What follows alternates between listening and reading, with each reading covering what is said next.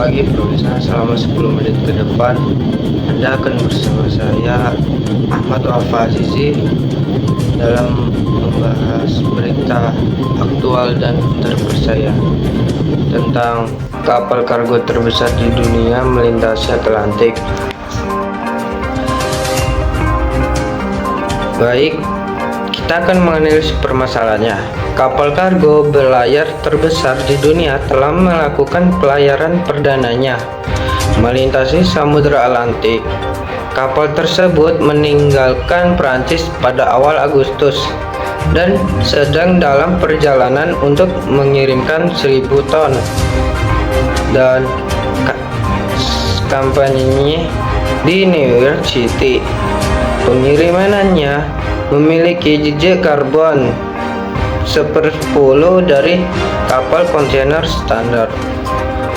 Selama berabad-abad kita tahu bahwa angin berlimpah di laut dalam, kata Guillaume Legar CEO perusahaan Prancis yang menugaskan kapal sepanjang 266 kaki bernama Anemos.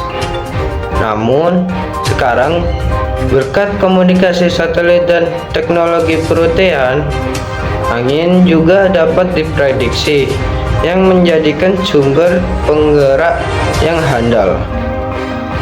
Layar kain Anemos dikerahkan dan ditangani menggunakan sistem otomatis yang dirancang menggunakan simulasi komputer. Layar kain Anemos dikerahkan dan ditangani menggunakan sistem otomatis.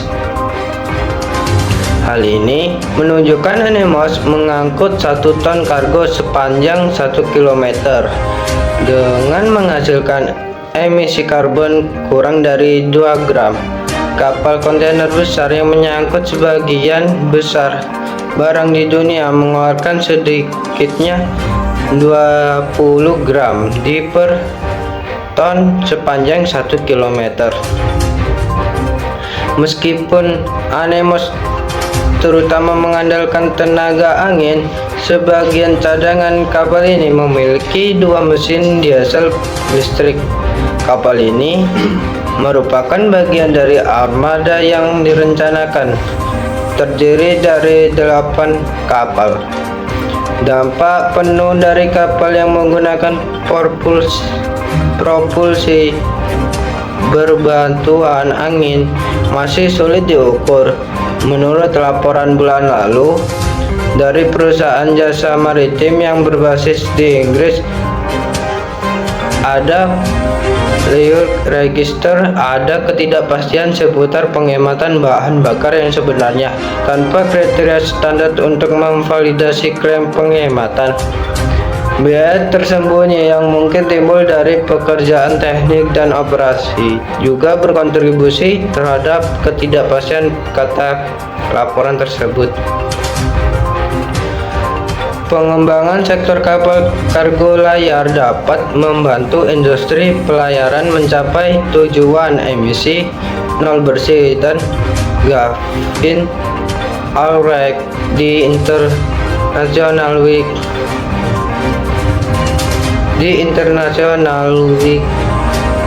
Seat Association, sebuah organisasi nirlaba yang berbasis di Inggris.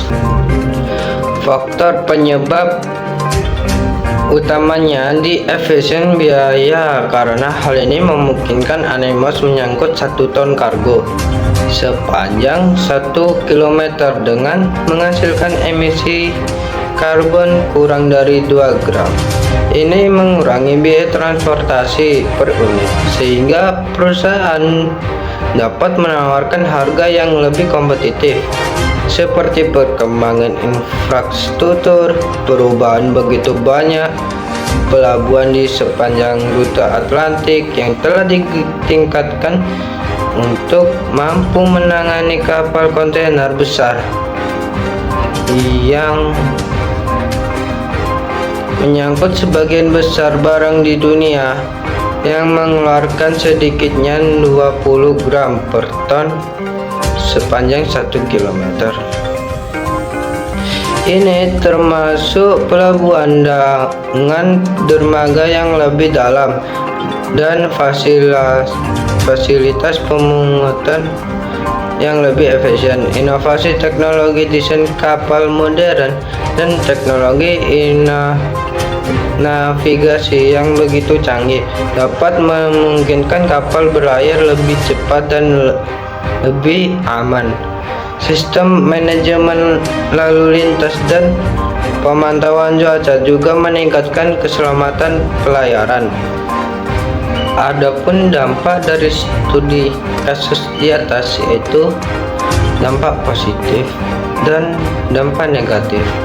Dampak negatif terlebih dahulu bahwa penuh dari kapal yang menggunakan propulsi bantuan angin yang masih sulit untuk diukur. Menurut laporan bulan lalu dari perusahaan maritim yang berbasis Inggris,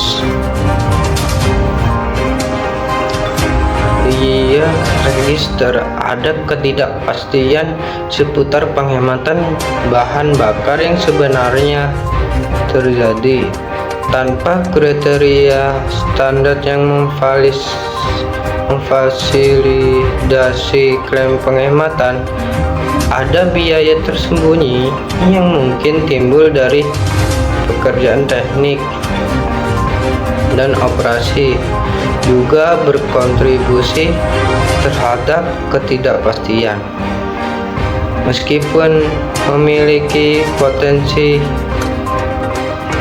penghematan bahan bakar dalam jangka panjang, biaya pengembangan dan operasional kapal bertenaga angin masih relatif tinggi. Hal ini dapat menjadi hambatan bagi adopsi teknologi ini dalam skala yang lebih luas. Serta dampak positifnya, dengan mengembangkan sektor kapal kargo layar dapat membantu industri pelayaran dalam mencapai tujuan emisi nol bersih dan potensi pengurangan emisi karbon yang drastis dengan jejak karbon yang jauh lebih rendah dibandingkan kapal kontainer konvensional. Anemos menunjukkan bahwa pelayaran bertenaga angin dapat menjadi solusi yang sangat efektif dalam memerangi perubahan iklim. Solusinya, berkat adanya komunikasi satelit dan teknologi perutian, angin juga dapat diprediksi yang menjadikan sumber penggerakan yang handal. Selama berabad-abad kita tahu bahwa angin berlimpah di lautan alam. Kata Guillaume Legarde Cousteau, perusahaan Prancis yang menugaskan kapal sepanjang 266 kaki bernama Anemos. Layar Anemos dapat dikerahkan dan ditangani menggunakan sistem otomatis yang dirancang menggunakan simulasi komputer. Layar kain Anemos dapat ditangani menggunakan sistem otomatis dan dengan dibukanya perlintasan lautan Atlantik dapat memudahkan kapal kargo. Anemos mengirimkan kontainer dengan begitu lebih cepat dan efisien. Jadi kita dapat disimpulkan kapal kargo terbesar di dunia yaitu Anemos telah melintasi Samudra Atlantik. Anemos yaitu kapal bertenaga angin yang dapat membawa 1000 ton kargo.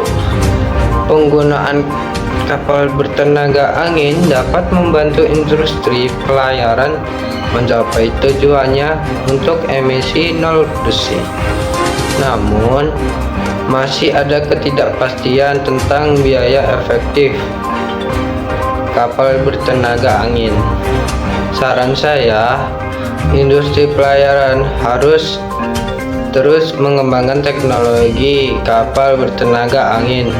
Pemerintah harus memberikan insentif untuk penggunaan kapal bertenaga angin. konsumen harus mendukung perusahaan pelayaran yang menggunakan kapal bertenaga angin. Baik, informasi tadi menutup kita pada hari ini. Saya Ahmad Wafa Azizi pamit undur diri.